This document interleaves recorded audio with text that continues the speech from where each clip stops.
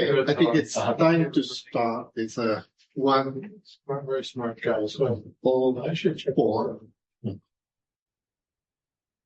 Okay, so it's a great pleasure to introduce Giovanna Vertova and Riccardo Bellofiore. This is our second talk for the HistCon speaker series. But first of all, I want to say that Giovanna and Riccardo, they are all friends from Italy. They worked at the University of Padua while I was University of Bergamo. While I was at the University of Padua, it's just 1 hour and 20 minutes by train, the distance between these two places. And we worked together. We had a long story of a collaboration. And so Giovanna is a professor in the US terminology. Oh, okay. Yeah, you are a professor in the political economic department at the University of Bergamo, as I say, Italy. She is the author of many articles, and she co-authored with Riccardo Bellofiore The Great Recession and the Contradiction of Contemporary Capitalism. But even if it is not in the bio, she also co-edited with Massimiliano Tomba a book on the bio. It's not here. The one that you sent us. And she co-edited with Massimiliano Tomba a book on time and space in capitalism, with many contributions of David Harvey and many others who were part of this book. Riccardo Bellofiore is former professor in political economy at the University of Bergamo, and is still very active, even if he's retired, and is the author of many books. So on political economy, on critical interventions on universities and education, on economic crisis and austerity, and is also the co-editor of a volume with Tommaso Ridolfi Riva on Marx, Key Concepts, and many volumes on Marx, Capital, Marx, and Rodriguez. And again, what Riccardo forgot to mention in his bio is that he's also the co-author of the piece on Marx Fragment of the Machine. And translated in German, in French, in many languages.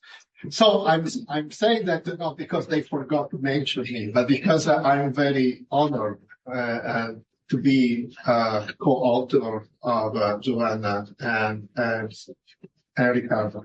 Okay, the title of the talk today is about nature, women and capital, a critical reconsideration. I would say I give you 45, 50 minutes, if it is possible, so we can have each? No, in total. Okay. You can manage the time in the way you want. So we have enough time for the conversation, because I'm sure the talk will provoke a lot of questions. Thank you again. Thank you very much. First of all, I would like to thank the university as well for the invitation, and to apologize to Marx for forgetting our wonderful book on space and capitalism, space, time and everything capitalism. And my talk, of course, Riccardo and I decided to split the talk, so my talk is going to be about the oppression of women under capitalism, starting with the idea of why we need a feminist analysis to analyze the oppression of women under capitalism. So the Marxist literature I'm referring to will be the one that comes out after the second wave feminism, in which not only there was a big debate and also political activism about civil rights, but also about social rights. And at that time, so during the 60s and the 70s, then of course that depends also according to the country you're related to. But anyway, at that time it was the first time in which actually Marxism and the categories of Marx were taken within the feminist debate. So they were used in the feminist debate. And I think that is really important. And these are some of the categories that were used and that I'm going to still use today. So first of all, the idea of historical materialism and the idea of a class analysis, which means already that we don't consider all women because there are differences between women according to the class to which they belong. Then there are the useful other Marxian useful categories that are used in the debate, like the concept of value, exchange value, the production of labor, etc. And all these categories are used, as I said, in a way to analyze the materialist analysis of women oppression under capitalism, or probably should have said of the working women oppression under capitalism. Knowing and remembering that it was always a complicated relationship. There was a famous article by Heidi Hartmann in 1979 in which the title was exactly an unhappy marriage between Marxism and feminism. My point of view is the opposite of Hartmann, and generally the opposite of what those feminists used to say, which was that Marx wasn't good enough because he didn't develop the problem of the reproduction of the labor power, and therefore we have to expand it. And sometimes these critics to Marx goes, according to me, a bit too much. For me, the problem is that feminist is not good enough because it doesn't have a class analysis. So when you speak about feminists today, or even worse, of course, in quotation marks, when you use the word gender, you consider all women like if they are homogeneous social subjects, which they are not. And therefore, I think this is the problem of the feminists today, but also at that time. Sorry. Okay, why historical materialism? Of course, I'm not going to explain here to you. I just put some quotes, but the main point is that the historical materialism approach for me means that it is important to make an historical comparison of the specificity of capitalism, and in this case, of the specificity of the oppression of women within a certain mode of production, with the previous society. So some root or some source of women's oppression are typical to the capitalistic system, others are not. This is again a big debate, at least in Italy, because generally feminist movements speak frankly against patriarchy, but patriarchy is not something that is unique to the capitalistic system. It existed well before. The gender discrimination or women discrimination, it goes through all history. So we have it from the moment men and women were unheard. So that is not typical. And that is the reason why I prefer to have this historical comparison. And of course, since I'm dealing with the oppression of women, the historical comparison is related to the way there is social reproduction of the labor force or the family works. So the idea that you are, let's say, use this word, proletarian family within capitalism, which is different from the family in medieval system, which was different from the families in previous other societies. And again, so the point is that as well as the capitalist mode of production is historically determined, so is family and the mode of reproduction of the labor power. That is historically determined as well. And the historical determination, you can see it in two ways. The first way is the production of goods and services for self-consumption, or anyway, the production for the social reproduction of the labor power. And this already comes from a very famous book of the 70s that gave rise to the debate about domestic labor by the Italian feminist Maria Rosa Dalla Costa and Selma James, in which they already said that in the pre-capitalistic patriarchal society, home and family were a unit of production within the agriculture and artisan production. So there was a unified way of working, which is not under capitalism. And the second is also the fact that family has also a strong ideological function, which is the one to teach to the family member to accept the subalternity and the control of the capitalist society. Here I quote another famous article by Sue Immerwatt and her husband, in which exactly they speak about the fact that family is the first and most important unit for socialization, and within the family is where you actually learn subalternity or the social norms and so forth. So,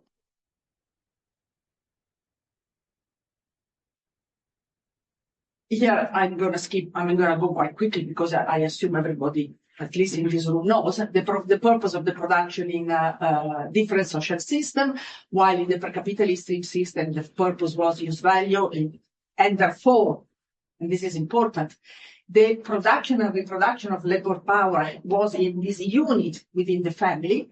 In the capitalistic system, since the object, the target of the system is the production of value, there was this separation. And the separation started exactly because at a certain point with the capitalist mode of production, you have the work done for the production of value in the factory. Of course, I'm using the factory in a way that is in a broad sense, so also offices are factories. And then you have the work for the social reproduction at home that does not produce value, but I will go back to this in the next slides.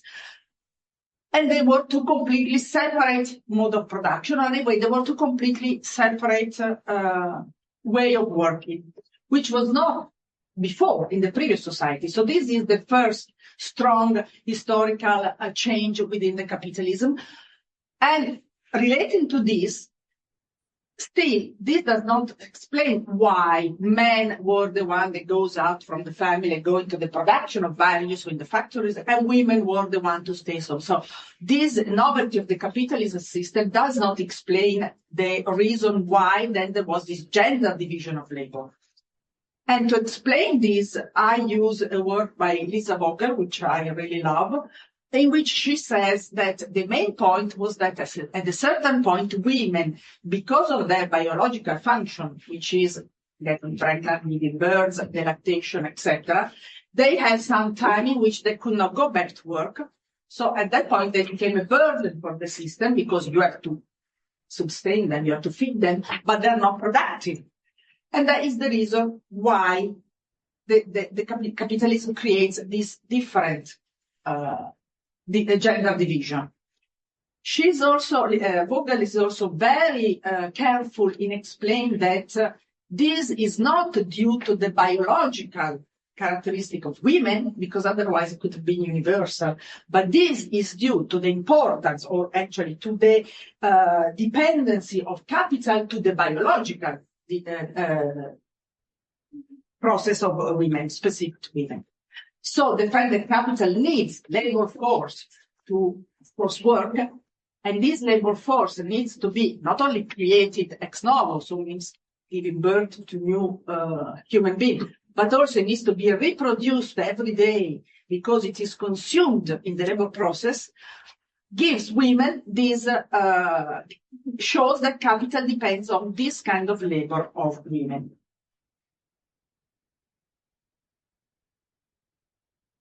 So, what I said before goes on saying that this is related to the specificity of the labor power. The specificity of the labor power is that, again, I just put some quotes, but I'm not going to go through them because I assume that you're very familiar with those. But the specificity of the labor power is that only in capitalism the labor power is a specific commodity. And the specificity is due to the fact that, as I was saying before, it is exchanged in the market. It is exchanged at the right value, so there is an equal exchange, but it is not produced in the market. It is not capitalist produced. The second point, the second specificity is that this labor power is the only commodity that produces value. And the third specificity is that this labor power is, unfortunately for capital, attached to a human being. So it is inseparable from the living corporation. So there is a human being attached to this labor power. And then from here, the reason on why, on one side, capitalism needs labor power, but labor power has the specificity that capitalism cannot, again, I put it in inverted commas, control, because it cannot control neither the production nor the reproduction. So we come to the idea that if this labor power is so important for capitalism, what is the work to produce this labor power or to reproduce it? The first thing that I want to stress, because at least in Italy the debate is very confused about it, the reproduction problem is a problem only for the working class. So, for example, when you speak about, as I said, in Italy, we have this debate about the welfare state that's supposed to be a help for the woman to take some burden away from the social reproduction and everything. The welfare state may be stupid to say it here, but it's a class problem because, of course, the dominant class in the welfare state doesn't need education, care, and stuff like that. This is important because it shows that all the problem with the reproduction, as well as all the problem with the welfare state, as I was saying, is a class issue. The activity for the reproduction, as I was saying before, are activities that work on a daily basis, which means that every day the labor power needs to be reproduced because it is consumed during the factory work, at the office, and every day the working person goes back home, and it needs to have this labor power reproduced. But then it is also it needs to be reproduced on a general basis because you have to, as I was saying before, create a generational basis. Yeah, sorry, you have to reproduce human beings, and this lies the contradiction within capitalism, and the contradiction works on both levels. On one level, there is the contradiction for the ruling class, because at a certain point, the ruling class would like to, of course, appropriate the higher level of surplus values, but at the same time, it needs to have new labor power. So when women are out of jobs because they are at home, either giving birth or looking after the child, they're not producing value. And actually, they're not producing value, but as I said before, they need to be maintained, maintained. So there is a contradiction in there, but there is also a contradiction within the working class, because this creates a symmetry relationship in the proletariat family, and let me use this label, that creates a symmetry power relationship between men and women, husband and wife, that creates social norms that make easy or makes acceptable the idea that a woman is naturally the person in charge of the house, of the household, the person in charge of the kids and stuff like that. So this comes out all for the characteristic for the work of reproduction. Now, as I was saying before, not only there are these contradictions, but in the 70s, there was, within the second wave feminism, there was a big debate about the domestic labor, which was called in the literature exactly the domestic labor debate. And this domestic labor, during this debate, there are two things that I would like to recall here, two issues, because they are important today, as they are also important today. First of all, the debate started with the publication of the book by Maria Rosa Dalla Costa and Selma James, The Power of Subvertive Community, which it's a very that book has a very strange story, because it was published in Italian only by Maria Rosa Dalla Costa. Then there was an article put in the Italian edition by Selma James that they translated in English, that they had more edition anyway. But let's say that nobody denies the fact that that book is the book that gave rise to the domestic labor debate. So it was a book that was important. It brings about an important theoretical and practical breakdown. The theoretical part is because, despite the conflicting position at the time within the debate, the category of domestic labor was invented there with that debate. So the idea that capitalist production is not self-sufficient, but it needs the production and reproduction of labor power, and all the work for production and reproduction of labor power occurs outside the capitalist production, was invented in that period. Then, as we see, that debate had strong theoretical disagreements. And from that debate, there was also political practices that were suggested, and as well, they were strongly conflicting. These strong conflicts in position, you can see it even now. For example, in the Silvia Federici wrote an article for Radical Philosophy in 2019, in which she asserted her position, which was the same position she had in the 70s. So, the fact that reproductive work is value producing according to the Marxian category of value. And not only so, there were different positions in the theoretical debate, but there were different positions also in the political practices, because on one side, you have women that were saying, we don't want to stay at home anymore. And I'm translating the banner there. So, work is right also for women. We don't want to stay at home. And on the other side, you had the feminist collective women that were claiming the campaign of the so-called wage for domestic work, which of course meant that you stay at home, you do the housework and you get paid. So this just to show that the debate was really conflictual. So there was different agreement. And since I think that it's important to go back to that debate to see not only how the categories, the Marxian category were used, but to see the conflict ideas and to translate them for today's. This is what I'm going to do in the next 6 minutes. So I've got 20, I've got 25. Okay, the point of agreement within this debate were easy to say. Of course, on one, there is the fact that in Marx there was the lack of the analysis of the work for the reproduction of labor power.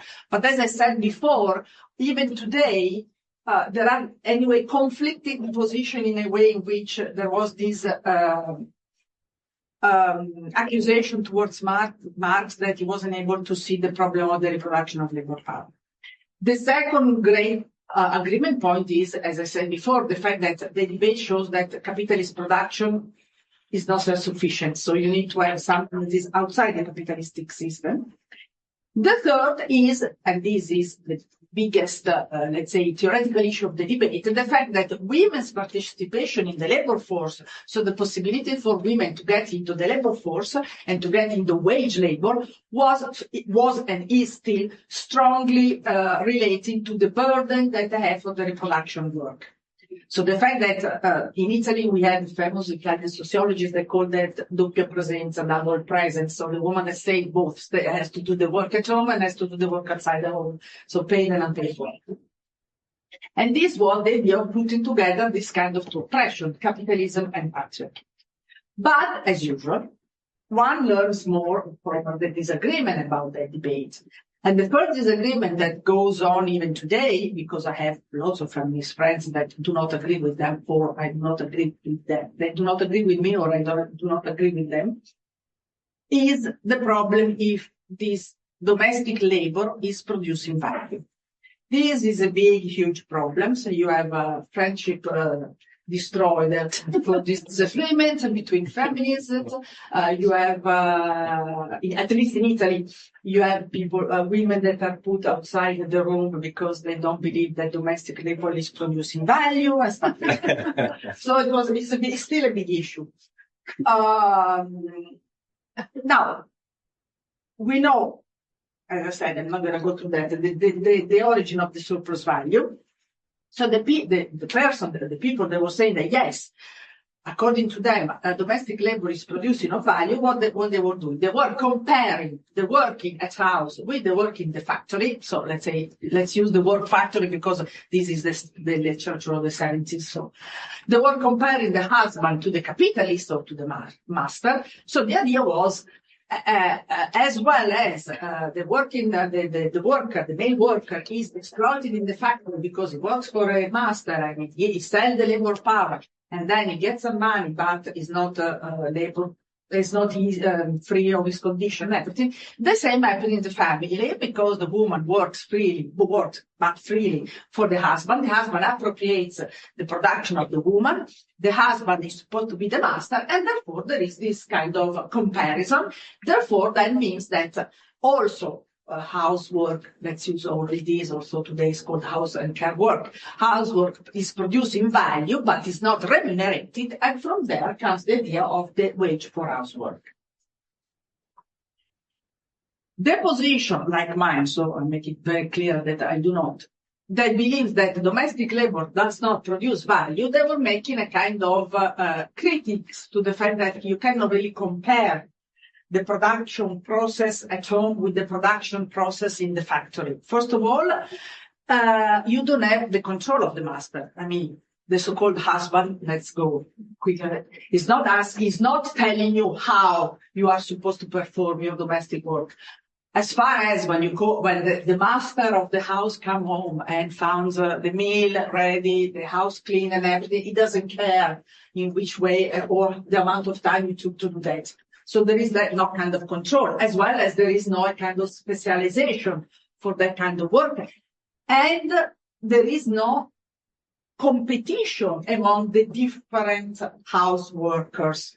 So it's not that you can compare 1 hour of housework in a family with 1 hour of the housework in another family. Because, as I said, everybody is free to do that kind of work the way they want, as far as the final product is over there, which either is a meal, looking after the kids, or have the house clean. The outcome is different, because on one side, the outcome is a commodity, which is supposed to be sold in the market to make profits for capital. On the other hand, you don't have any commodity and you don't have any selling in the market. And also the social relationships are different, because on one side you have impersonal social relationship between the working class and the capitalist. On the other side, you have a social relation which is supposed to be based on at least, first of all, it's a personal social relationship that is supposed to be based on affection and love and everything. So the conclusion is that, according to those people, which, as I said, I am within them, domestic labor does not produce value. The only thing this does is the production of youth value for reproduction. The second big question that came out from that debate, and is still out today. So, for example, is still there today. So, for example, we have the so-called social reproduction theory that comes directly from this debate, is if the domestic labor is a mode of production of its own, or it's integrated into the capitalist mode of production. So, what is the relationship between the domestic labor and the capitalist mode of production? On one side, there are, again, the scholars that say, yes, the domestic labor is a mode of production of its own. And in this way, you can find lots of literature that was comparing this domestic labor to, for example, slavery, to, for example, pre-capitalist mode of production, to the petty commodity production, or Harrison used the called the client mode to show that there is a dominant mode of production and then there is a client mode that works for it. So the point is that if the domestic labor is a mode of production of its own, then housewife, assuming that it's always a woman, is a class by its own. So that was the main point, to show that also housewives are a class oppressed within capitalism, and they are a class of its own, different from the working class. And so they have to do their class fight and claim their whatever they want to claim, for example, wage for housework and everything. And sorry, I forgot to put it on the slide. And for example, this is a bit the approach of the social reproduction theory. So of today's social reproduction theory that analyzed the social reproduction system delinked from the capitalist mode of production, like if it's something by its own. And then there are the scholars that say, no, it's not. Domestic labor is not the mode of production by its own. It's integrating with the capitalist mode of production. It is so when you want to have to look at the capitalist system in a way that you want to include in your analysis or in your theoretical analysis or in your political practices the women's discrimination, you have to do what Antonella Picchio, who is a famous Italian feminist, called extended capitalist system, in which you always look together, you always look at the production and reproduction always together. Therefore, you can see not only what's happened to the working class, but also what happened to women. So the relationship between these two systems are, of course, mediated by the labor powers. The fact that, as I said before, capitalist system needs the production and reproduction of labor power and stuff like that. Okay, this I already said. In this case, what comes out from this approach is that house care or housewife or whatever, they are always a social subject for the transformation, also if they're not producing value. Because one of the main approach of the previous one is that they want it seems that the problem was to include the working women as the social subject for transformation, and so that you have to say that they are value producing. My point of view is that also if you are not a worker that is value producing for capital, you can be still a social subject for transformation. So you can have a political struggle within capitalism. And here I come to the conclusion very quickly, so Riccardo is not going to kill me. So the use of the Marxian category helps to explain the materialistic explanation of the oppression of women under capitalism, which is relating to the fact that we said before. The reproduction of the labor power is a fundamental flaw within capitalism because, as I said, it is necessary for capital to work, but is not capitalistic produce. And then, something that I just put in the last slide, but there would be a necessary new debate. Important is also would be also to see how capital reduce or intervene in the domestic sphere, and today it has been doing that in two different and primary ways. On one side is commodification, so of course you have all the some part of the domestic labor that now is a commodity. On the other side is by producing goods that are time saving for the people that does the domestic work. So this is also another way in which production and reproduction are together linked with the capitalism and are the source of the women oppression, working class women oppression within capitalism. And I stopped here. Thank you very much. Sì.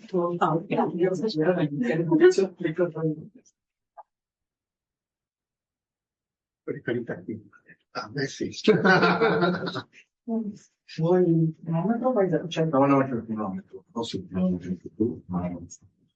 Ci si vede. How many seconds do they have? Seconds? 1 minute. 20, 25. 20, because I know that if I 20, No. I am very happy to be here. Invited by my old friend, co-author, and comrade.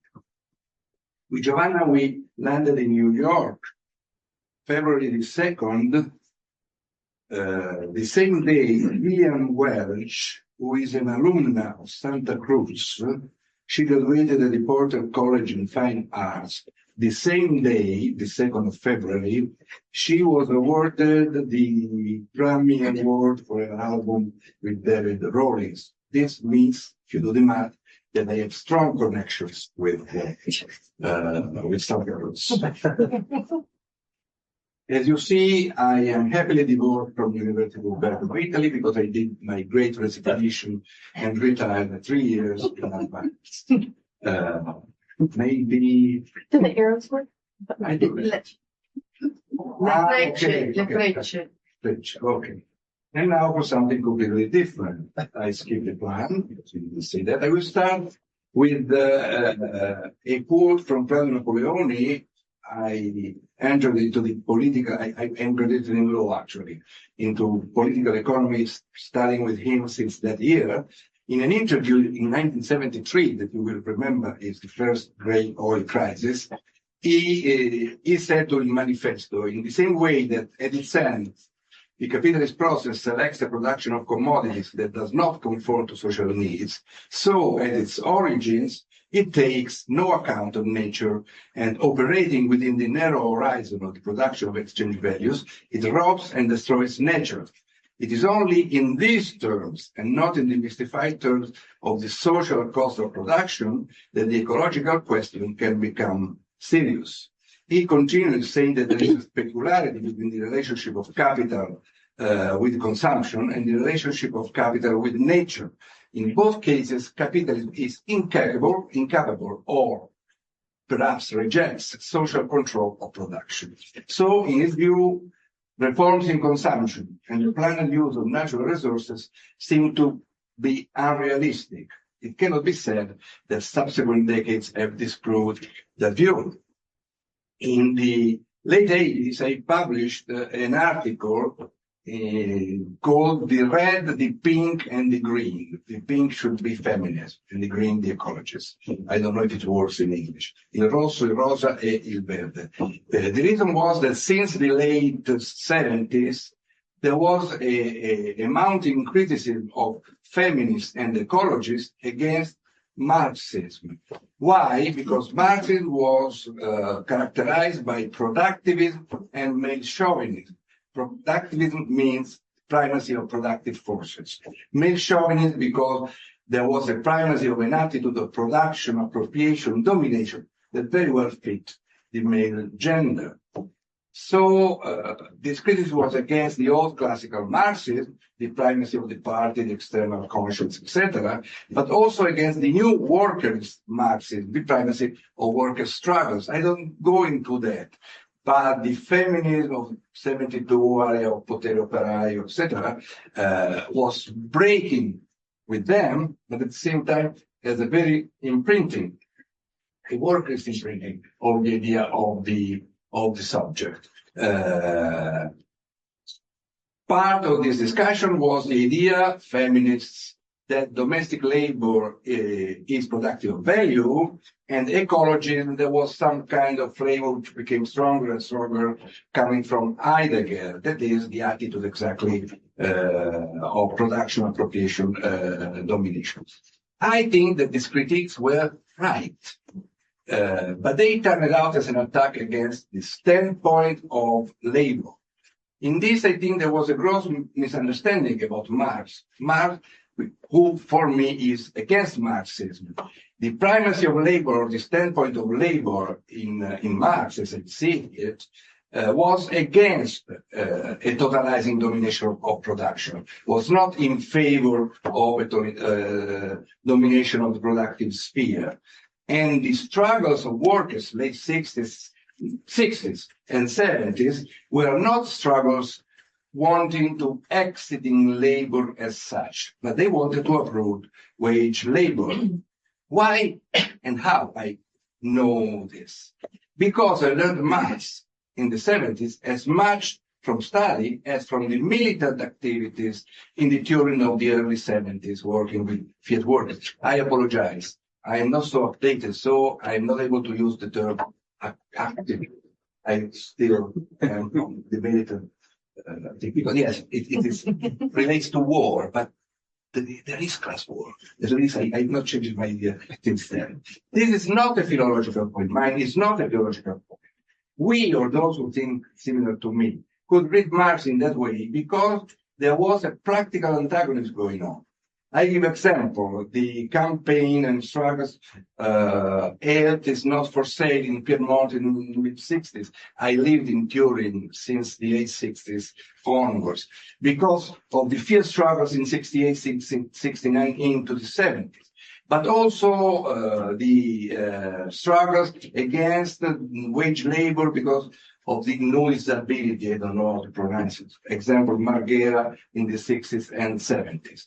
This analysis, this theory, these practices, center on the worker's body, so an element of nature, putting it at the center. I don't know why it is there, but it would be interesting and not time. Later on, I was engaged in 1991 with a critique of James O'Connor eco-Marxism.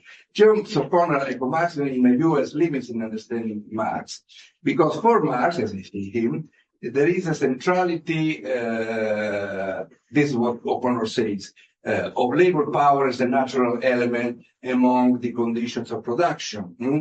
In my view, things are a little different. The origin of capitalist wealth lies in the difference between the living labor supplied by the working class and the labor objectified in the means of subsistence.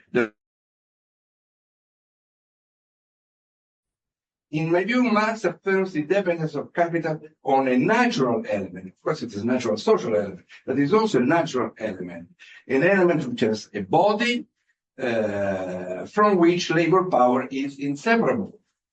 This is living labor power. In German, it is lebendige Arbeitskraft. It is a term which is almost always mistranslated. It is translated as living labor, it's translated as labor power, never as living labor power. What does it mean? It means workers as human beings who are bearers of labor power.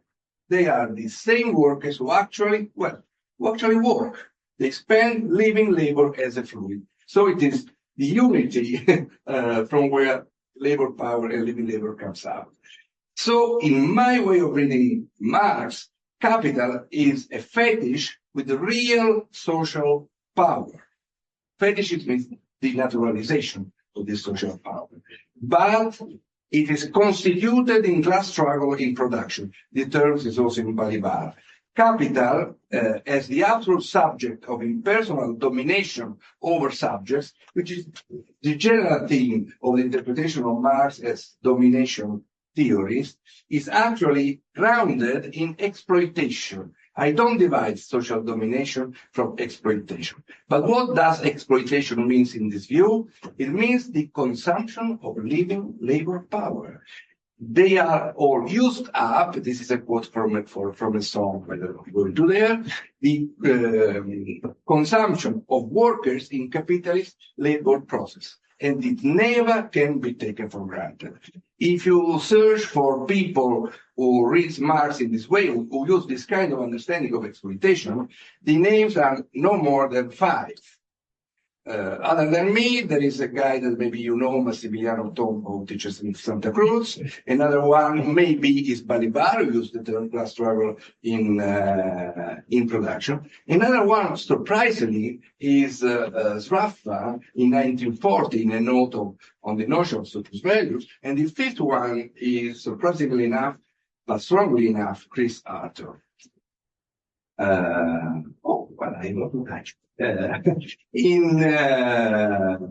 In 2000, there was a letter to the economists, first signature Carla Ravaioli was a feminist, but it was a letter from feminists and ecologists to the economists, as the economists were a unitary entity.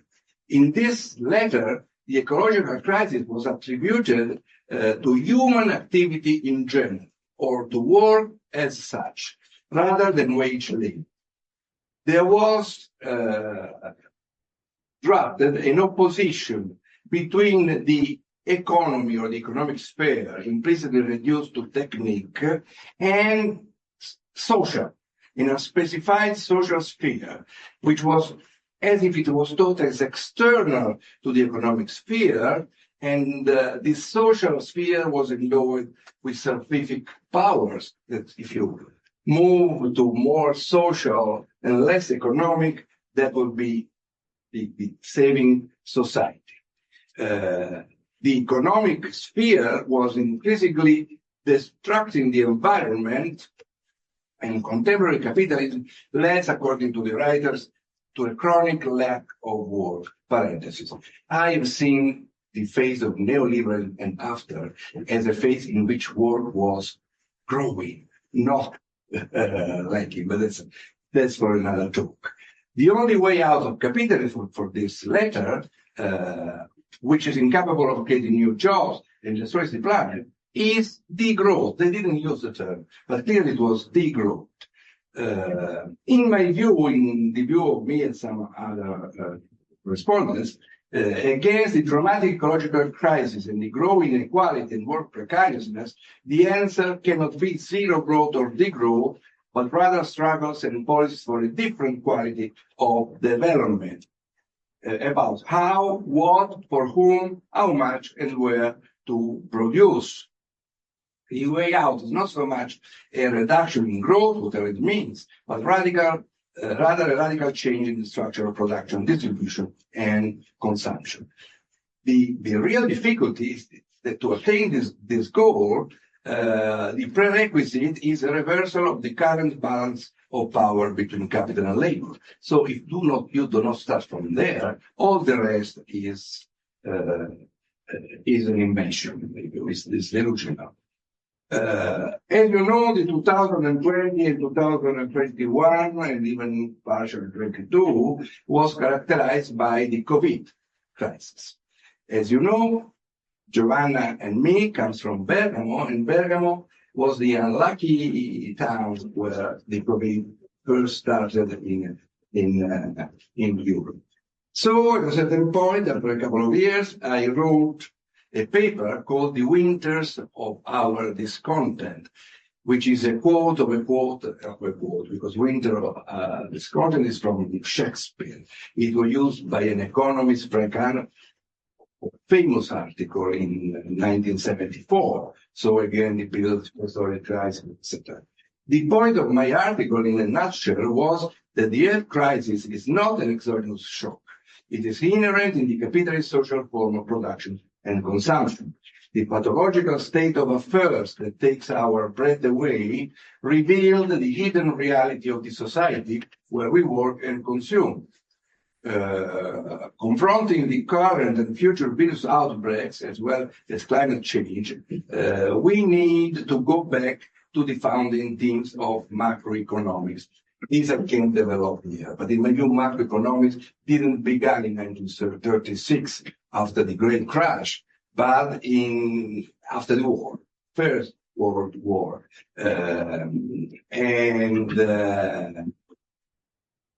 That theme, First World War, New Deal, the 60s and 70s, were about not just the level of employment, but what employment is for.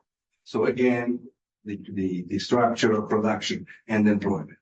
If you follow this logic, and I have to send you to this paper, which is in the Review of Political Economy, we are forced to radicalize the notion of socialization of investment.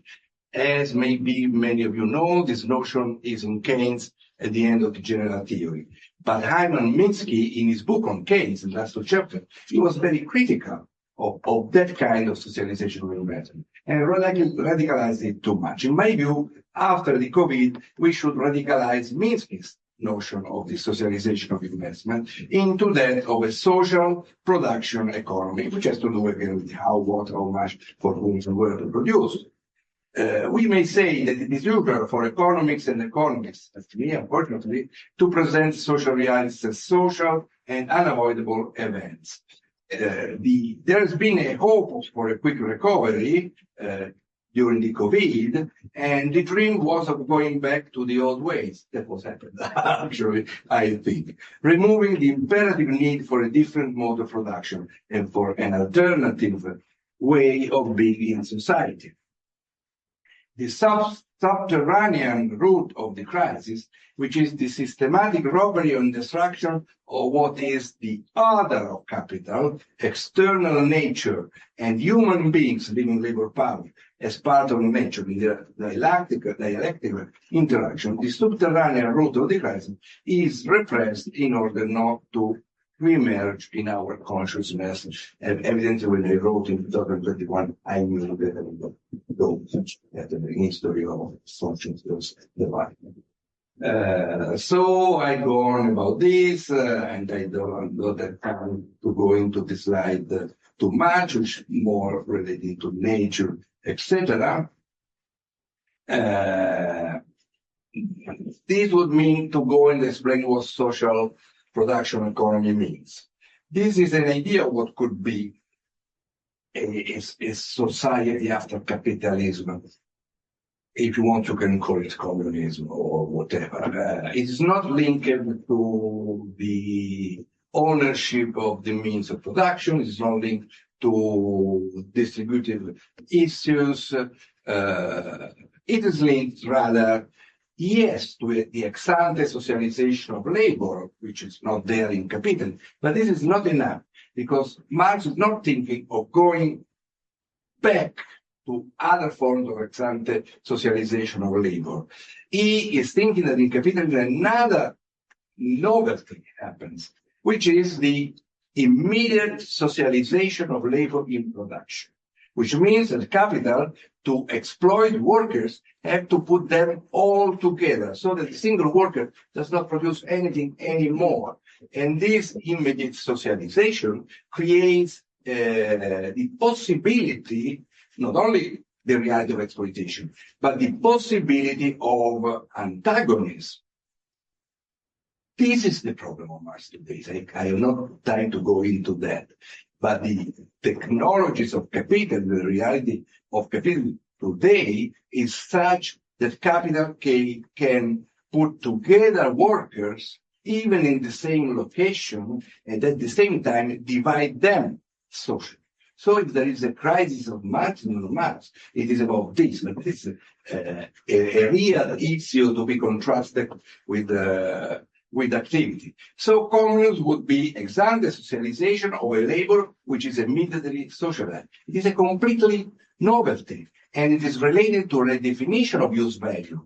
It is not enough to say, oh, production for social need, production of use values. You have to go into that. And probably it is an issue of having a new learning a new language. It is a long-term issue. So actually, I'm pessimist because it is likely that the Earth will end before.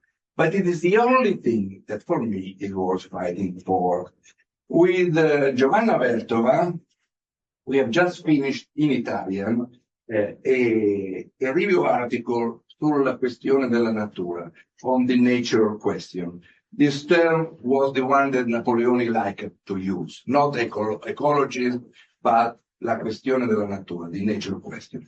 It is a joint review of 3 books, one from Italian economist Ardeni Gallegati, translated in English will be The Efficiency Trap, Rethinking Capitalism for a Different Development.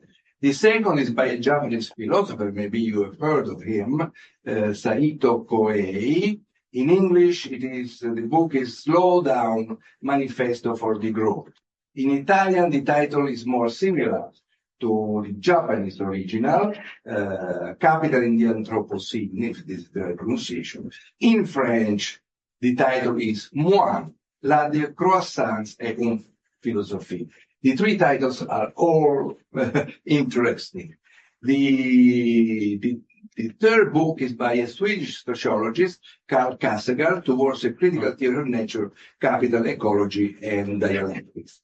In fact, in the first book, you have the idea that material well-being is brought by capitalism via inequality, degradation of nature, technological unemployment.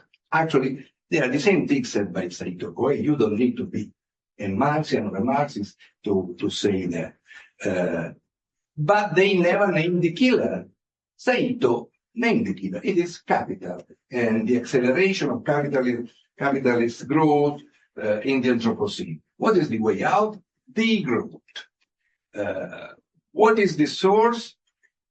He discovered, and probably that's it, a new Marx after 1868, because there are some manuscripts after Capital Volume 1, first edition. So actually, Capital Volume 1 is old, but also Volume 2, Volume 3, first edition. But also the second edition is not so much changed and so on. This new Marx is the territory of the few guys who went into the archive. They know that this the new Marx for a new era. And what comes out? Degrowth. For me, degrowth is what may be called a Gilbert's Ryle category mistake. Examples from the Stanford Encyclopedia of Philosophy online. Number 2 is blue. Green ideas sleeps furiously. If you go into the discussion of growth, degrowth, you are already on a terrain which is useless for an alternative, and it is also fades from the beginning. He wants to go back to the commons with a localist twist. He actually seems to think that exploitation of human beings is there, but it's secondary. There is a lot of emphasis on generational element all over the world, including Italy. People are stupidity. Amazed. Yes, amazed by how much he saw, especially the generation, the younger generation. What is the subject, the social subject? People. I frankly don't understand what is so good about people.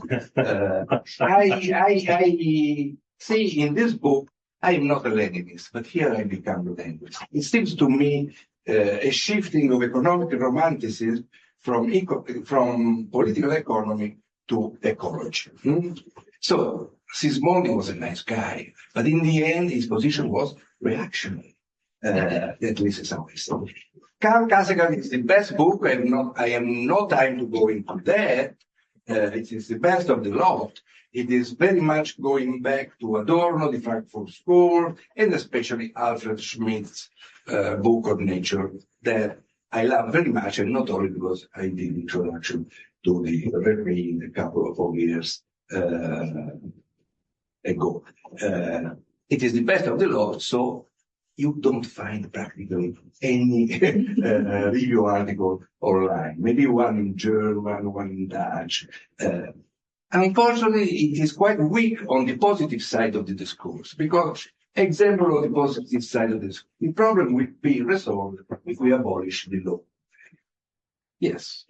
Let me close with this quote, because there's no other time here almost, by Sergio Gaudenti. He was a worker of the time in which he wrote, he said in an interview to the Corriere della Sera, which was not published at the time, 10 years later, you see, a labor power is a commodity unlike any other, because those who sell it, my living labor power, have a vital interest in the consumption made of what they have sold, and to which they are, for better or for worse, attached as to their own scale. I want to explain the decisive points, that's what he said, of these struggles. Capitalists as the masters believe that with the wage they buy workers like they buy a kilo of apples. You sell yourselves, I pay you. Then I consume you as I want. I cut the apple, I cook it, I let it rot, I buy it. The destiny of the commodity is in fact that of allowing itself to be consumed. But workers are somewhat of a special commodity. It's not enough to sell oneself at a good price. They no longer want to let themselves be consumers, consumed as the masses like. It is a commodity that wants to have the power to control the way it is consumed every day. That is why circles inside the capitalist labor processes are now taking place for workers' control. So you see, I find a lot of imprecision here from the strict point of view. But I spent 50 years to correct these errors. And in fact, what I know from Marx is there. So mine, I think also Giovanna's, is a standpoint of labor. The phrase attributed to Chico Mendes that ecologism without class struggle is gardening is well known and has often been repeated. But make no mistake here. Class struggle, as we understand it, is precisely that thing there. The one that has its foundation in the standpoint of labor as a subject of transformation, a centrality of labor, which is not the uncritical exaltation of productivism. On the contrary, it is a critique of the all-absorbing and totalizing centrality of the economic sphere. So labor is always there, but together with the other dimensions. Precisely what it seems to us, ecological and feminist thought rightly advocates, and it's exactly what the workers' movement must return to practice with greater rigor today. Thank you. She is not Giovanna Vertova. No.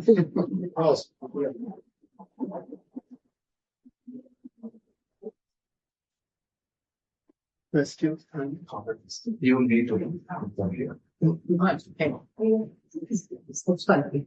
speak? Come vuoi. Okay. Io. Thank you both for being here in Santa Cruz with us. My question regarding the first presentation. I think in a way my question attaches to the integrity of the adverb generally when it comes to this idea of men generally being in production and women generally not being in production. It seems to me that the theoretical categories of domestic labor and reproduction are very useful and we get a lot of mileage out of them. My concern is that an overemphasis on those two categories will eclipse the concrete historical reality of women in factories. So, of course, in the conditions of the working class in England, there are women in Engels' descriptive account getting battered and bruised and killed and raped. And he's very worried, as I recall, about both mothers and daughters being raped by their male overseers or their managers. And of course, there are women in capital. In the working day section, for instance, there's reference to a widow who works in a match factory, or at least things,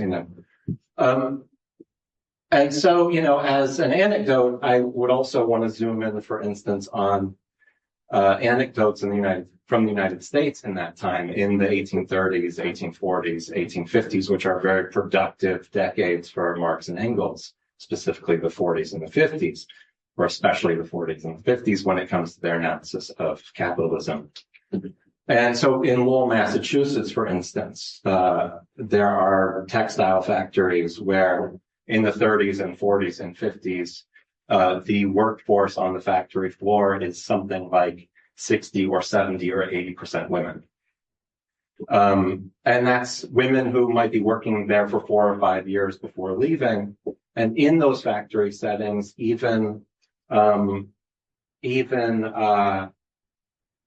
like strikes and walkouts are often led by girls' associations, women's associations, and things like that.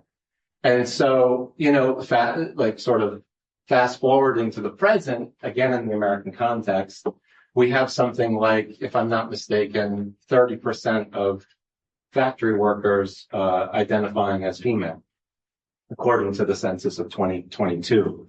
So I guess my question is, how do we make room in the theoretical landscape for the lived reality of women in factories alongside these categories of domestic labor and reproduction?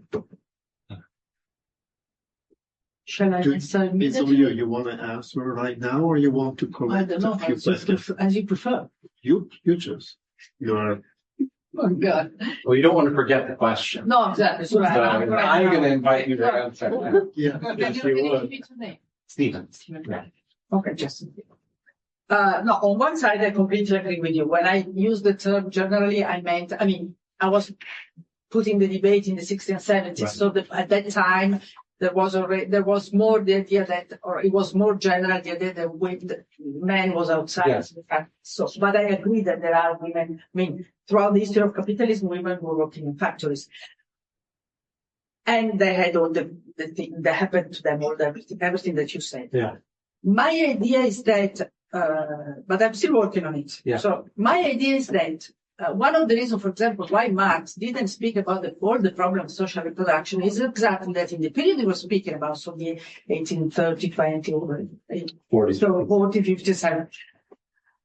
Women were, the working class women, proletariat women, were so much occupied in factories that they didn't even have time for social reproduction. Right. And above all, social reproduction was not so extended as today, also in terms of commodities. That was the period in which working class people were living with one shirt for a month. Sure. They didn't have enough food, so there was not a lot of time to cook for food.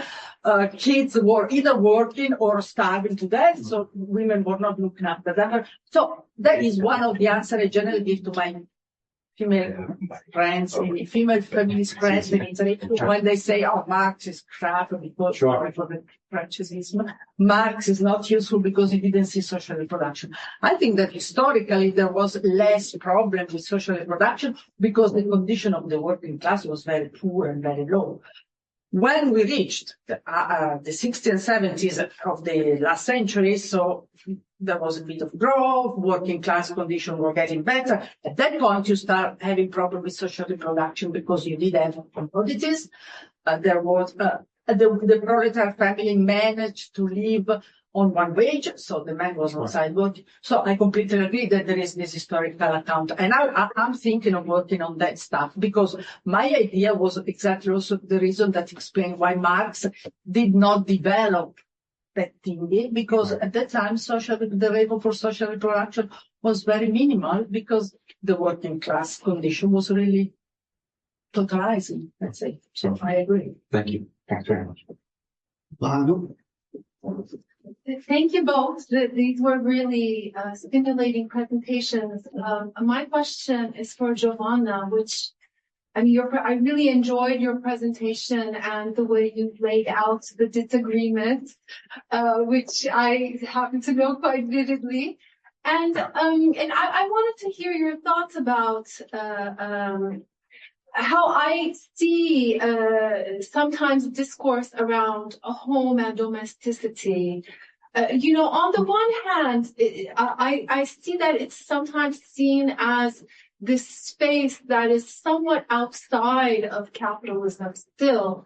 And more, toward the end of your presentation, you indicated it's being encroached upon by various forms of commodification, either of service work, of caregiving, of food delivery, like all of these elements that are encroaching in this sphere, engulfing it within capitalism.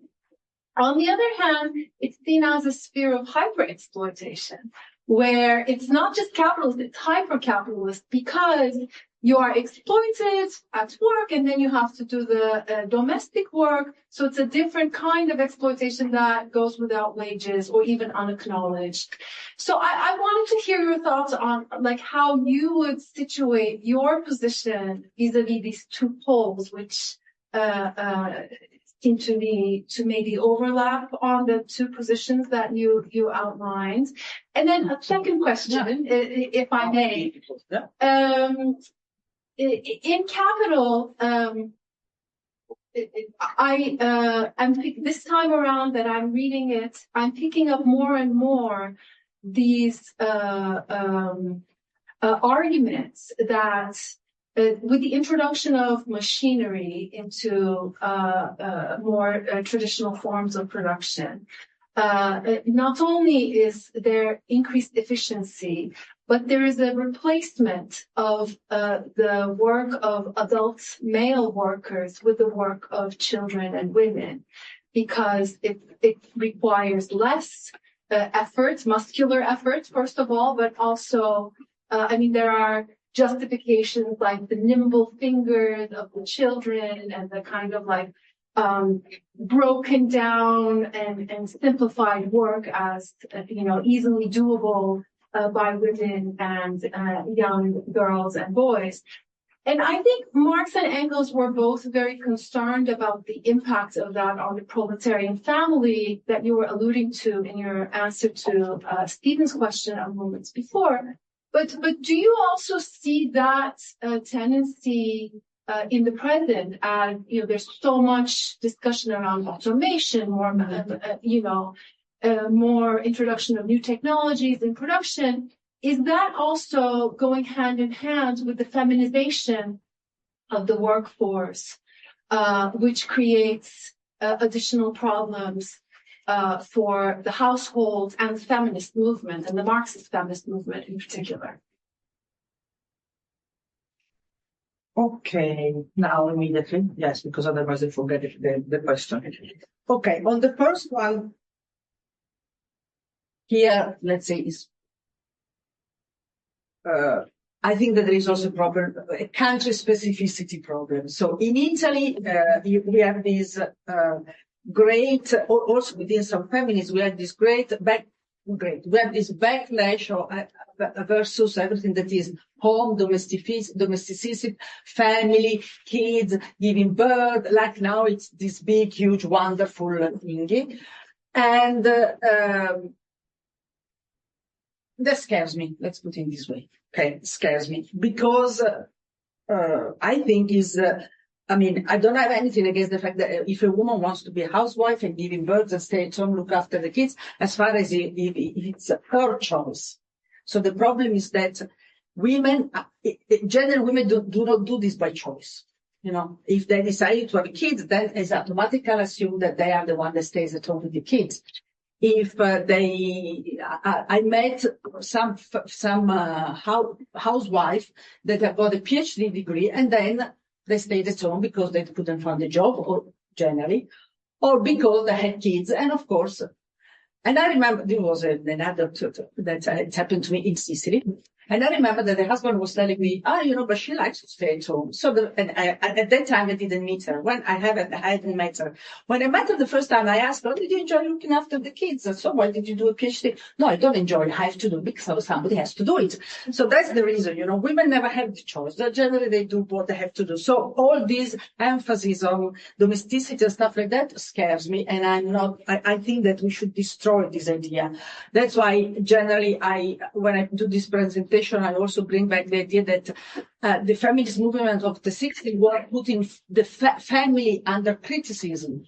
Now there is this big, huge coming back of family values like it's something positive, but at that time it was something negative. As far as the problem with automation, I think that we have to look at. There are it's a dual problems. On one side, of course, not only automation is, let's say, good because it reduced the effort to do some kind of work or paid work, but it was a good point for domestic work because for the woman or the housewife, all this machinery and all this stuff, they used to reduce that. I think, but this is, let's say, a bet. I think that with the automation, probably you will have the destruction of more male kind of jobs because they're more automatized. And you have the increase of the care and domestic or work, but paid work for reproduction. Of course, for example, today everyone is speaking about the care crisis because, there are, in the advanced countries, there are a population that is growing in age and nobody's taking care of that. So it's not only the care for young kids, but it's the care for the elderly.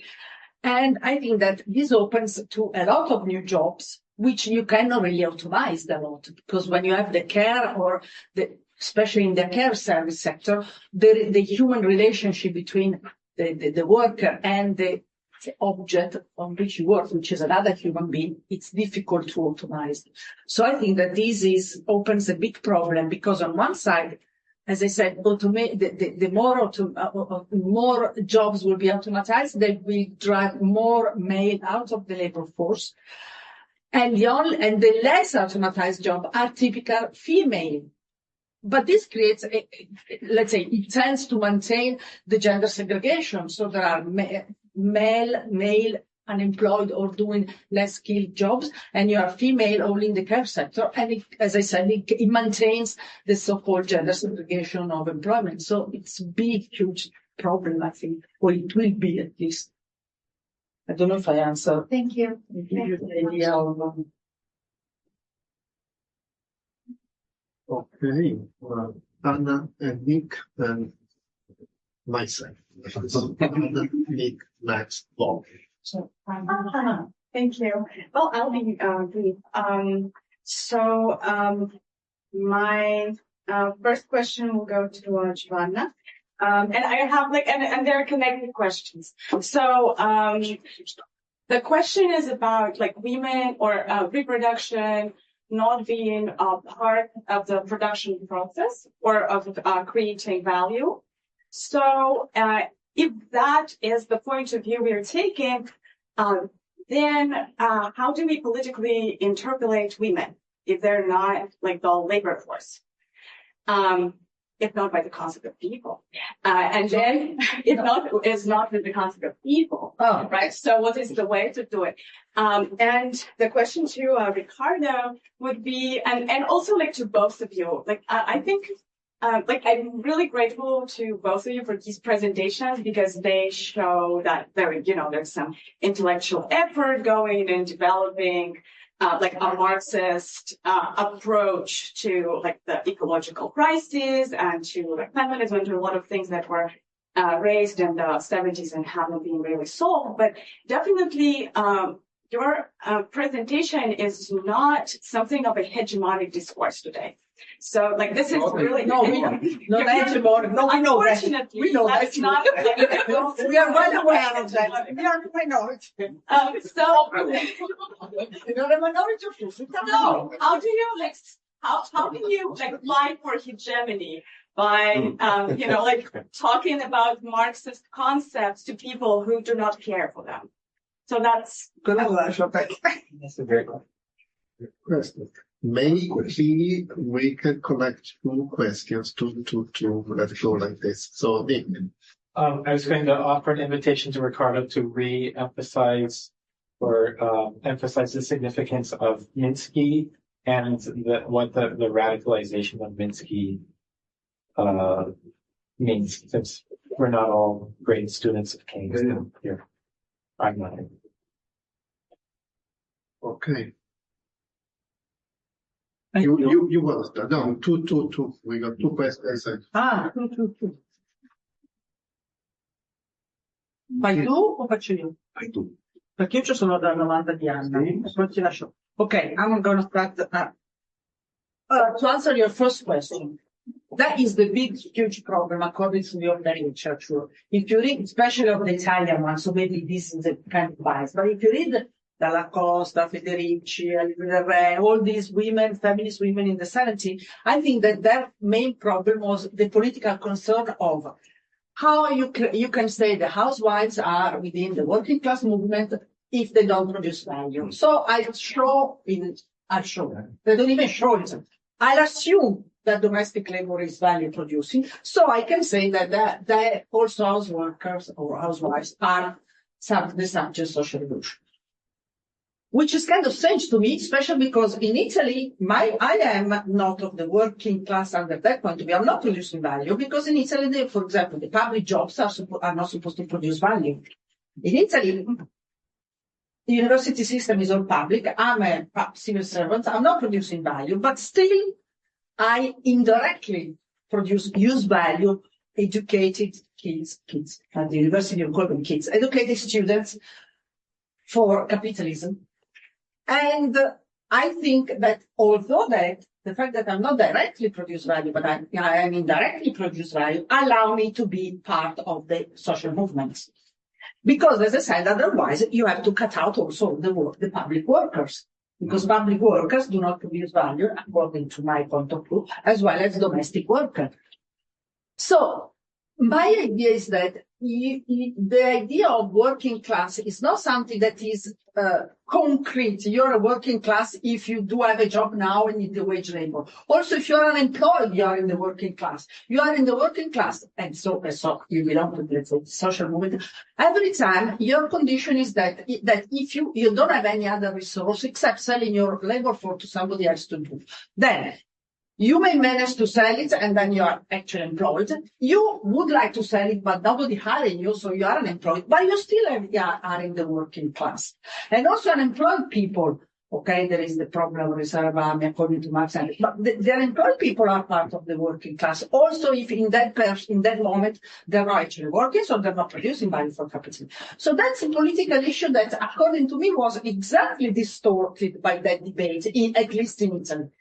So the idea is that you have to be value producing to be the social subject of the movement. I also understand, and Riccardo put it very nicely at the beginning of his slides, that the political discourse at that time in Italy was very male chauvinist. So the idea was like, the social subject of revolution, it's us, working men, because we go in the factory, because we are wage labor. Okay, I understand that. So I can, let's say, put it historically, I understand it. But today it's not possible anymore.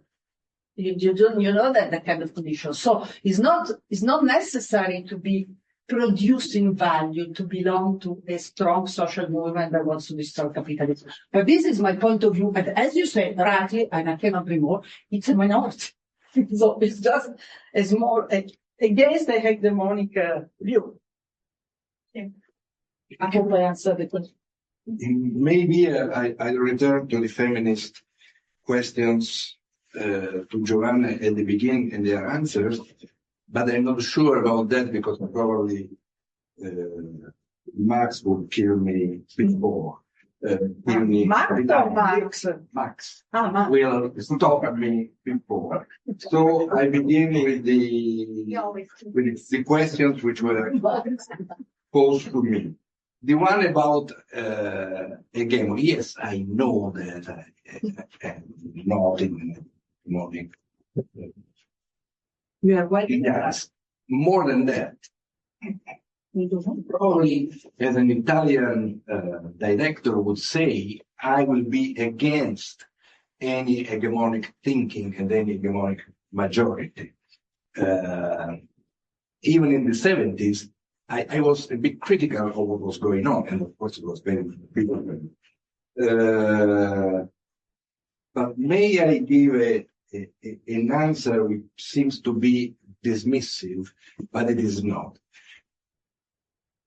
I do not care too much of being an hegemonic because of my epistemology and my politics.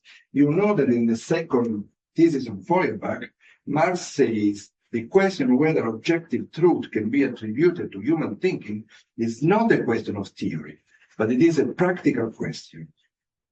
Man, that is human beings, must prove the truth, that is, the reality and power, this sidedness of his thinking in practice.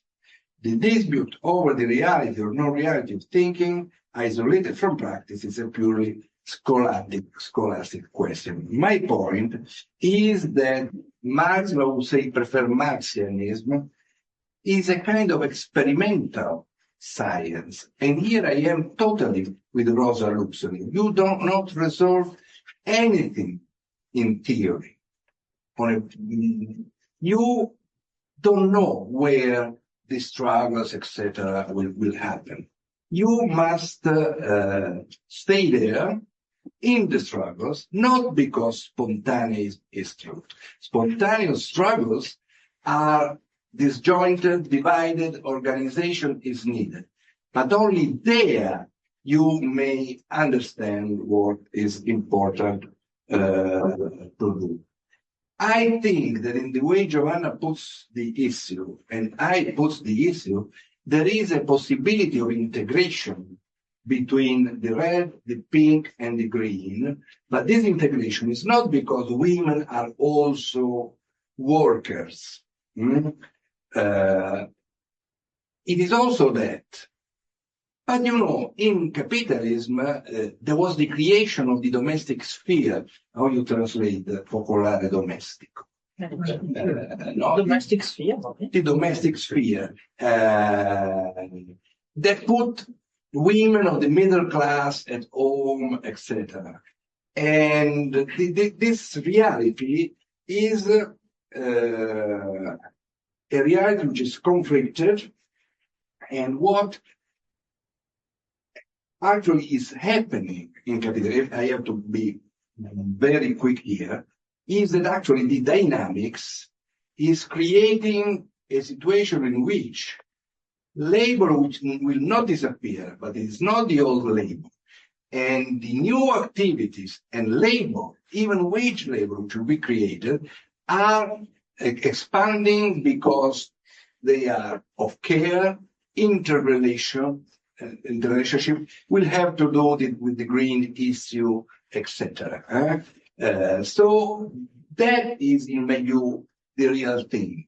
That to the change, the positive change, the positive alternative, will have to mix the labor dimension, the care dimension, and the natural dimension together. So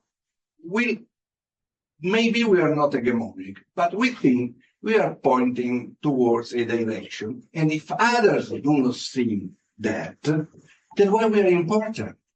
You need people that look at this. About Minsky.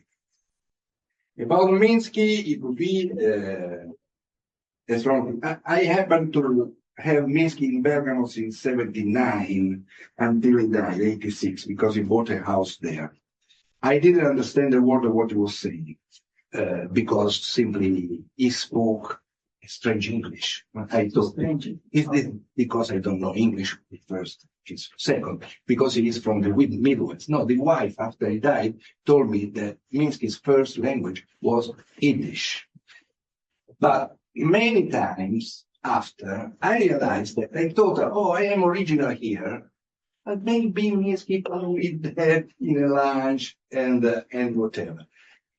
The point here I want to stress is that in 75, when Minsky was more radical than later, the last two chapters of John Maynard Minsky are not analytical, but are exactly of what we are discussing now. He is criticizing the high profit, high investment, golden age capitalism.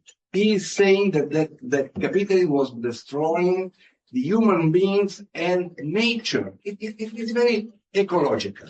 And he says we need to have a socialization of investment which deals with this, that socialize the power, the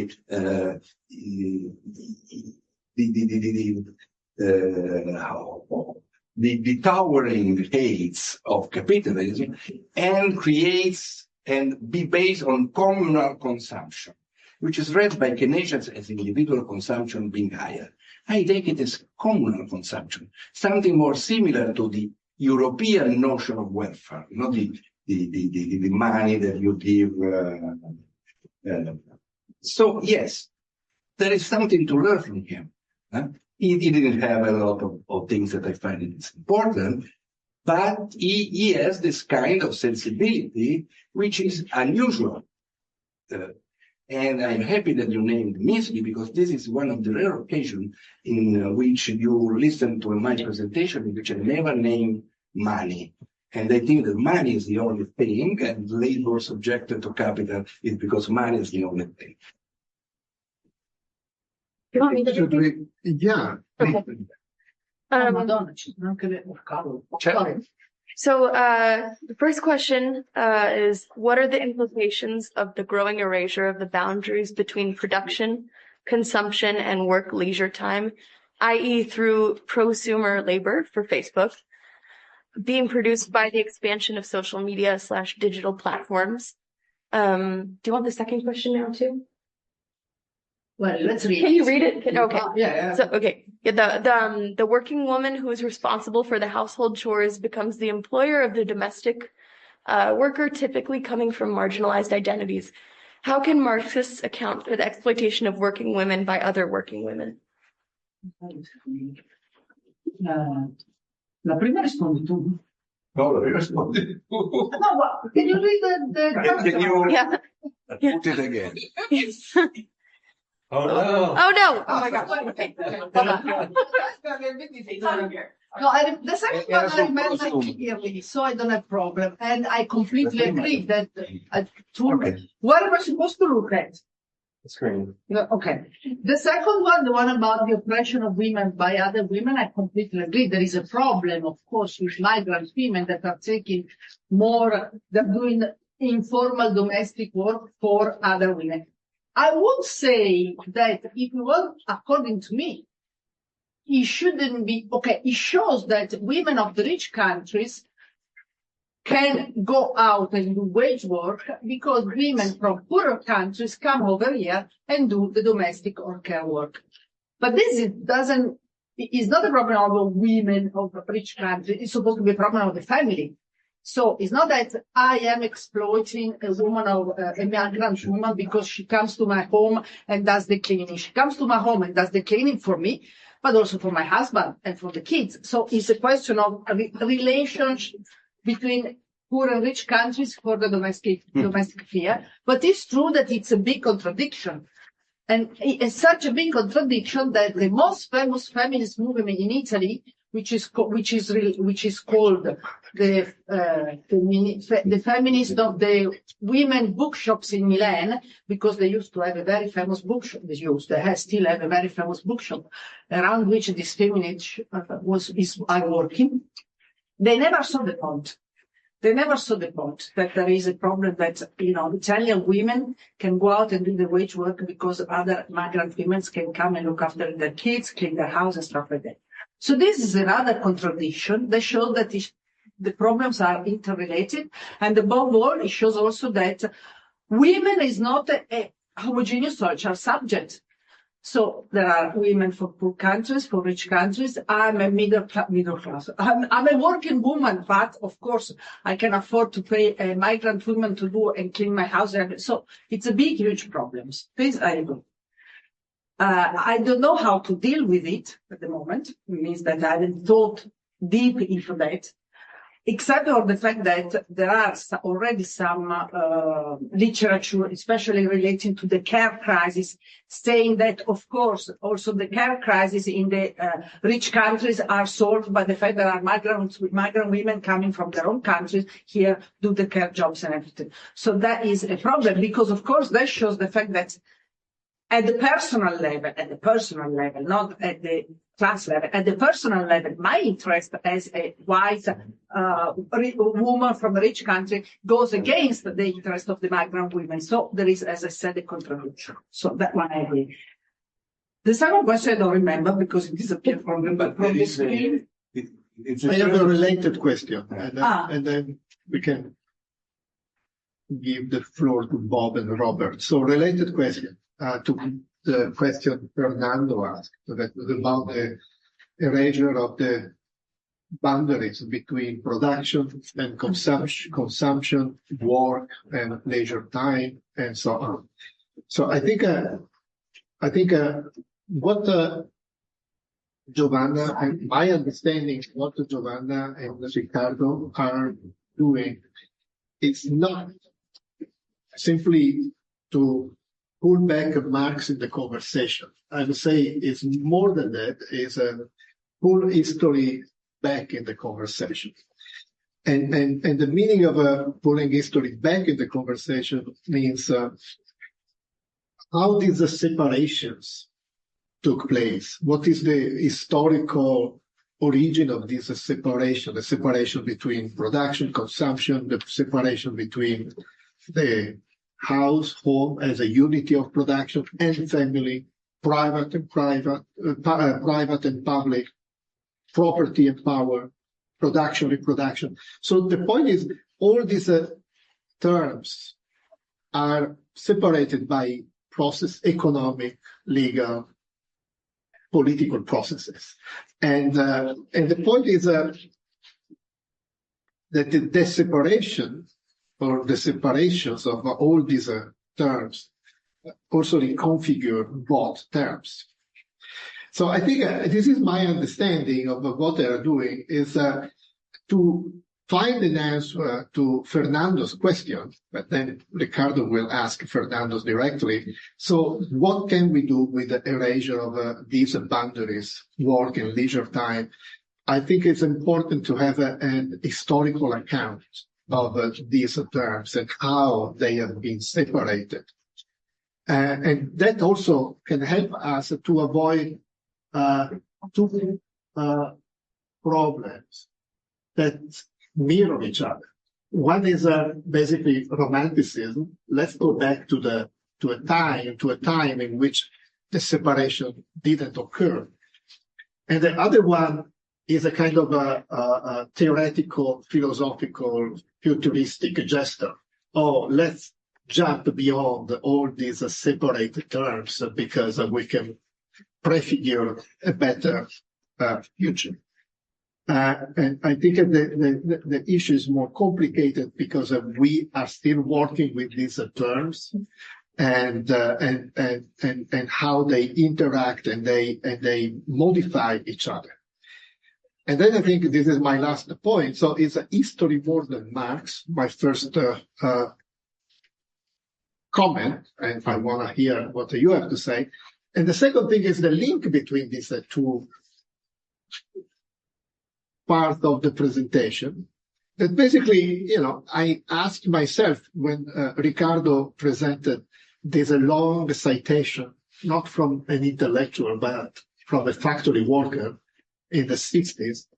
And the factory worker who say, I've been consumed by doing my work. So to conclude is what? That there are maybe more than one, but there is one specific point, as the workers say, in which these two terms separated, actually, they are unified in the same subject, the worker. So the two are now the living, life, labor power. So here you find something particularly unique. A commodity, labor power, is attached to a living body. And that is a very unique configuration that has to be addressed if we want to understand both the history of this separation and the tension between these two terms. Probably if there is I don't know if there is a way out. But if there is such a thing as a way out, it lies in the tension between these two terms. And the tension is what occurs in the present. This is my last comment. Okay.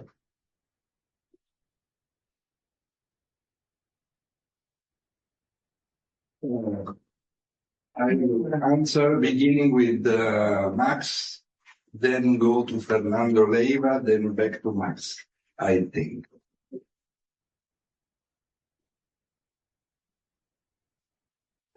History. Everything in 3 minutes, correct? Oh, yeah. Okay. Yeah. You're right. Thank you very much. I want to hear Bob and Robert. 1 minute, coming 3. Go ahead. You are wasting your time. First, yes and no. History is before my Marx in a sense that goes back to Marx. My point is that I am talking of the present as historically constituted, but I need spectacles to know which history is relevant. And it is there that Marx comes in. There's no history there, facts. So the categories of Marx are relevant for that. About the question about the erasure of the boundaries between production and consumption and work and leisure times, I look at it through the two things that he added after. The prosumer labor, he says on Facebook, but this thing of the prosumer is more generalized. The consumer that has to produce, and he put the expansion of social media and digital platforms. These are phenomena that now are increasing, but I think they are there since 40 years, if not even more.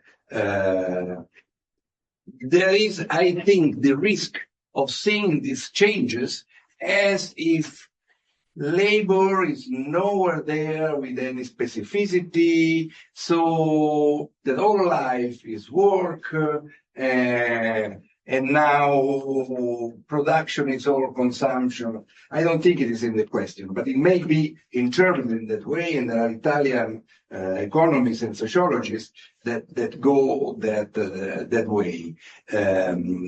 In my view, simply we are in a situation in which something which was always true is modified. It has always been true that production has been defined by consumption, a consumption which was defined in the capitalist totality and by the characteristics of production. Now we have more difficulty in analyzing these because they do not appear so clearly separated, And the work-leisure time, well, there's never been a leisure time independent of work. So those who say reduce work so we have more leisure time, it's an old Adorno theme.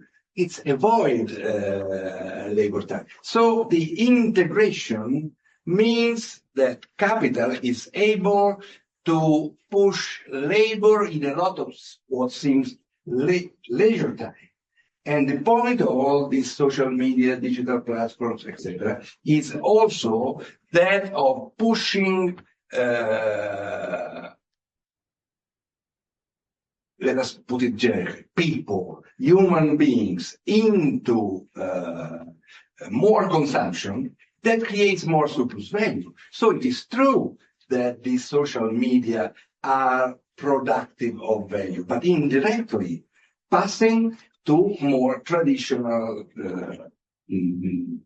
things. The last point is very quick. If I understood well, you were taking the term living labor power and playing on living on one side, labor power on the other, and mostly I agree. Simply, the point of living labor power is also to say that the separation between labor power and living labor begins in something which is not separated, and until now, at least, it has not been separated. So there may be the maximum of exploitation and the potentiality of antagonism, conflicts, whatever. And that's the drama for capital, because capital has to dominate society, living works, etc. Because when it puts this alterity into the process, there is a risk. Capital has the risk that the banks do not finance you. Capital has the risk that you don't find the demand. And these all are in Marx. But in Marx, there is also that at the center, there is a fundamental risk.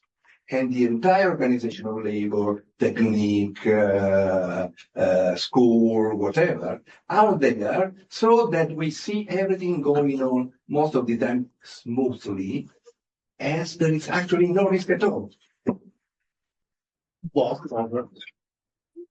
Just be brief. I think this is addressed to both of you, but especially to you. And coming near because you don't speak too loud. I can speak louder. It seems to me that both of you, in the context of Marx's theory of producing value, are really talking about what it means to be consumed. That is, and Max was making, that somebody who is producing value is also alive. And that life is understood from the standpoint of production as a form of being consumed or consuming oneself or letting oneself be consumed. And so one of the things that's hard to address when you're talking in Marxist terms, and certainly in sort of a monetized value term, is precisely this dimension of it. That's to say, the dimension in which living your life is seen as letting yourself be consumed and, in a sense, wasting your life, letting nature be consumed, and, in a sense, wasting nature. Being consumed and producing value almost requires you. I mean, should I think when I talk about housework, why am I not talking about what it means to consume rather than produce? I mean, when I talk about living or eating, obviously chewing requires activity. Should I be paid? I mean, is chewing a form of consumption or only swallowing?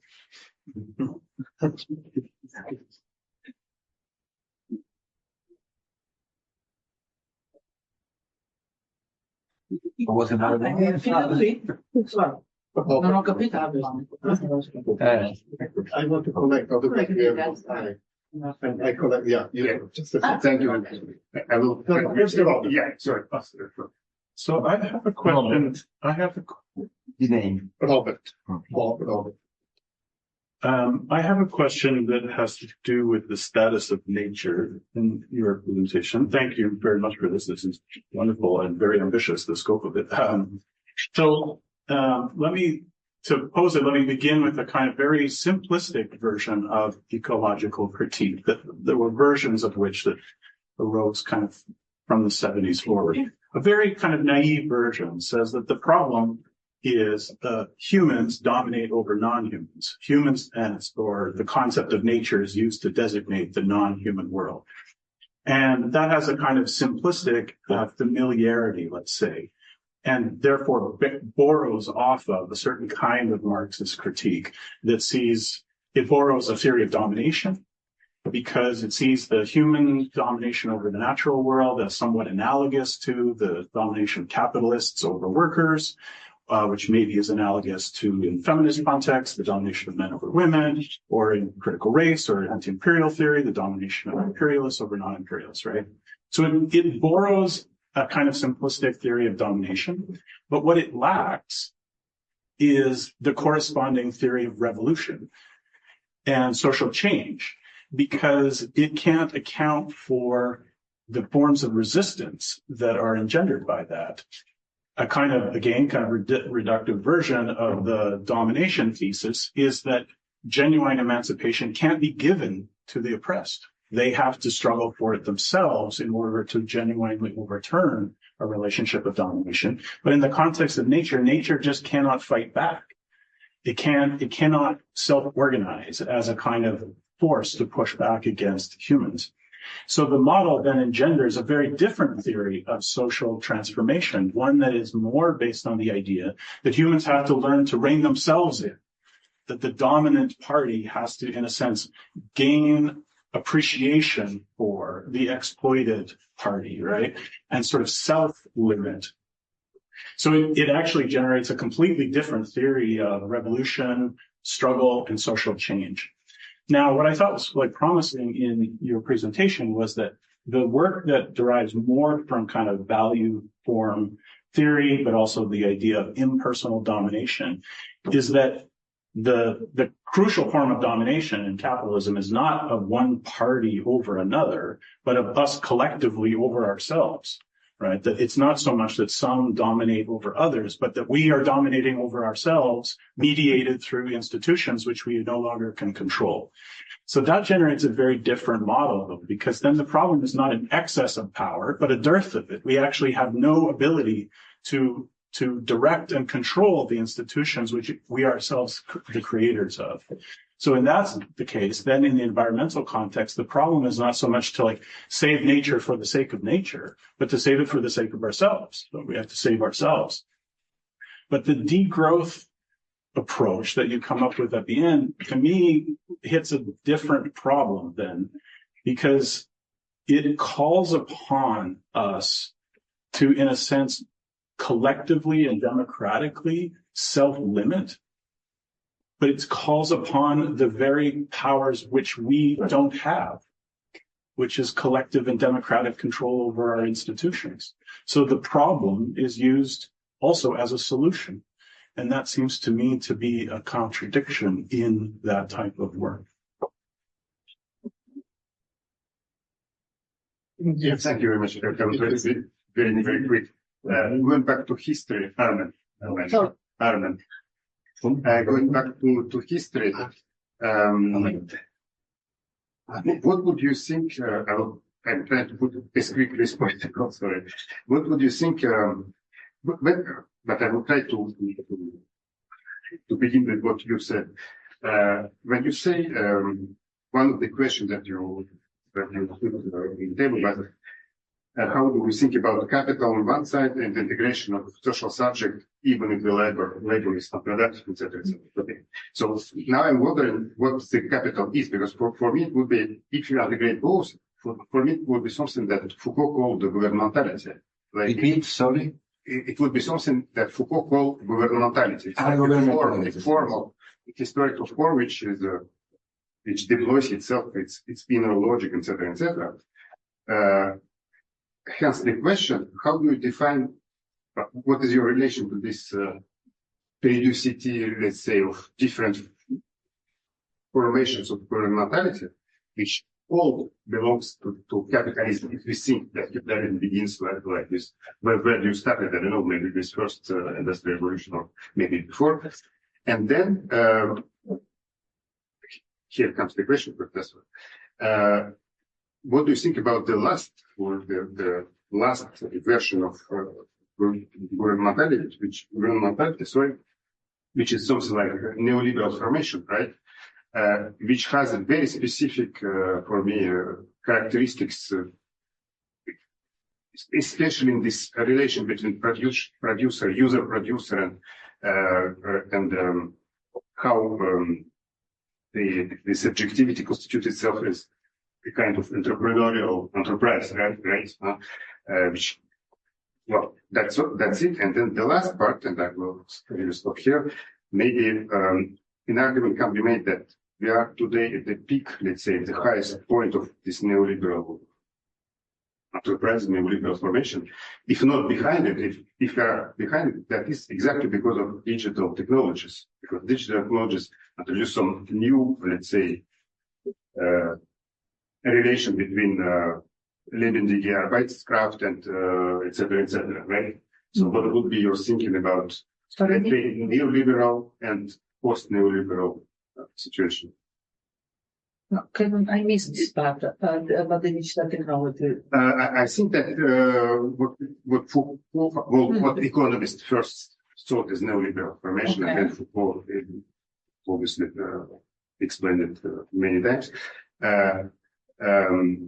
I think that there is a tension today. I don't know if we are still in this neoliberal thinking, or maybe we are already behind it, right?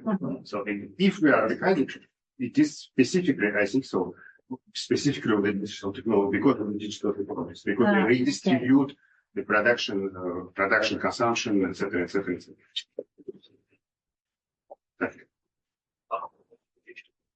Okay. We have 6 minutes. That is Okay, 6 minutes, 3. Maybe four each. No, I think, See if they can do it. no, I'll answer to. I don't remember. No, the question that was written over there was we use the term prosumer. How do you? Prosumer. Okay, prosumer. That means. Okay, I'll answer to this one because I'm my being a woman of the 2 centuries ago come out. I think that there are something that I think is relevant to this prosumer idea, but is not new. It didn't happen with the digital technology. Actually, by chance, we were just speaking about this on the plane, and I was thinking that maybe the first case of prosumer were the names of the department store in the US. So that means beginning of 19th century, because that was the idea that you are a consumer that also has to do something in order to get the job done. So you don't go in a shop and have somebody that is serving you, but you go into the department store and you go around and so. And then from there it develops, and of course then it changes because the new technology arrived. But the idea is not new, and according to me, it's not a question that they actually produce value, but it's a question that they reduce the turnover of capital, so they increase the surplus value because it's quicker for capital to sell products. That is one thing. The thing that if you are on Facebook or if you are in the social media, you are producing value for capital is again relating to something. This is an old idea that is relating to the fact that you are spreading the news of some products, or you are clicking on something and say, I like this and I don't like this, but I'm not sure that this is really value producing. My idea is more that is you are creating a kind of reputation for some product, for some firms, and then so they are all indirectly value producing, so that's the problem. And as I said, it's not new. Of course, the new part is related to the fact that now you do the digital technology. Before you were doing it in different ways, but this is not something that will change the way we look at or the way we work. Above all, and so Max is going to forgive me for what, since we wrote a book about time and space, we have to think that this happens to a very small amount of the world population, because the idea that you are on social network, you're on Facebook, the third world, or so the not advanced capitalist countries, the people are still working in the way we used to work 100 years ago, probably. If you go in India and if you go in China, which is supposed to be an advanced, okay, there is a big debate, but okay. You have the sweatshop factories. They work in a horrible condition. They do manual work. They have assembly lines. So when we look at this thing, we are looking at a very small fraction of the world population.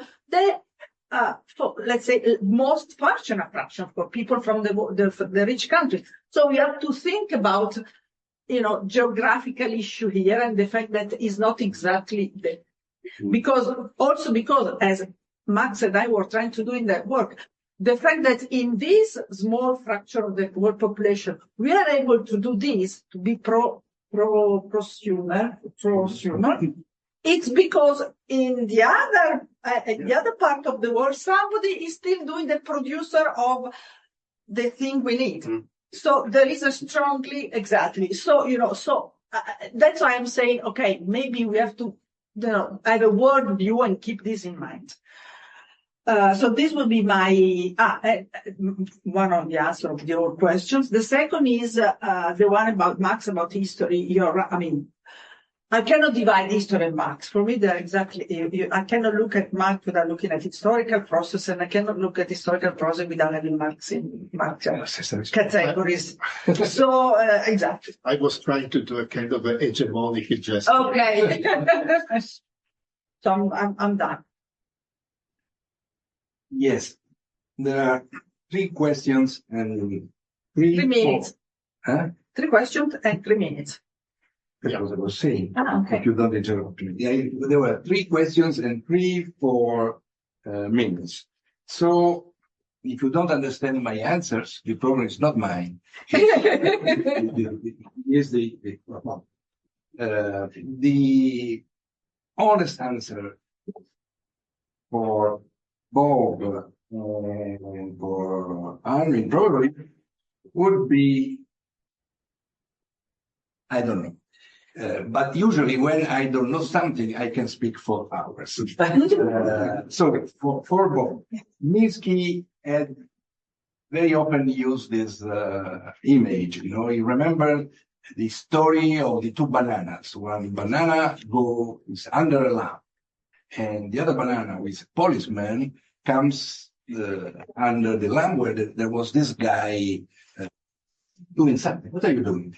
I am looking for my keys. And the policeman said, you lose the keys here? I said, no. So why are you looking here? Because there is a light. And he said, the authors I'm talking about have a certain light. My light is money. Now, my problem is that my light is money and my notion of labor. And I think that a lot of divisions are not really division, depends on how you look at them. So I will not do probably, maybe, I don't know, the division you are doing between production and consumption, or maybe we're saying exactly the same thing. I would divide Marxianism, I never used the Marx, Marxianism or Marx, and social science in general, because I'm interested to other thinkers, in 2 great lights. One is those that look at distribution and demand, start from there, and those that start from money and production.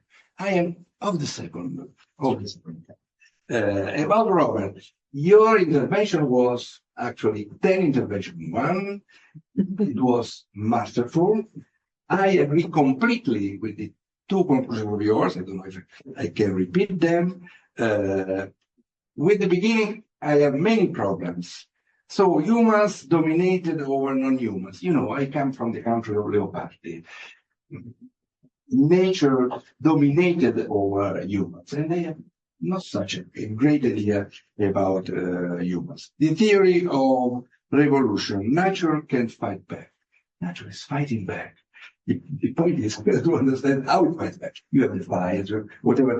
Of course, humans are responsible, but I don't know if I can subjectivize nature. Yes, there is a problem of self-limit, but how you self-limit? My attempt was to start not with humans and nature, because there I am on the side of humans, because I can't have the position of nature. But as I think you said at the end, humans are part of nature. So that's the real point. And there I agree completely with what you say. Also on the growth, I was trying to use what you said as a criticism of the growth, no? Because actually they assume this self-limitation and stuff. About harming, I don't really know Foucault, but I use Foucault through an intermediation, exactly to understand neoliberalism. Maybe you know Philip Miroski, don't let the serious crisis go waste.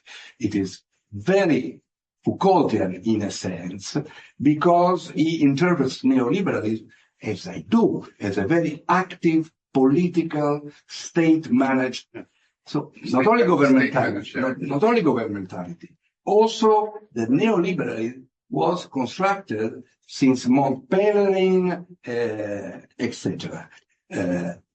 I have my reading of neoliberalism that you would not understand, but my reading is a very policy-driven configuration, which I call the real subsumption of labor to finance. I should explain that. I understand that. And it comes back to the issue of consumption, because there the driver is consumption. So I call it a privatized Keynesianism with monetary policy at the heart to favor private consumption. Today, my idea is that we are shifting to privatized Keynesianism Mark II, where there is what all the alternative economists want. Let us have the state back, government deficit, state expenditure. It will be there, but in a way which is coherent with the precarization of labor and the way government expenditure is defined is very much privately dominated. So it is not enough to say the state, government, private versus the market, and maybe Foucault. It's much more to talk later. Thank you so much.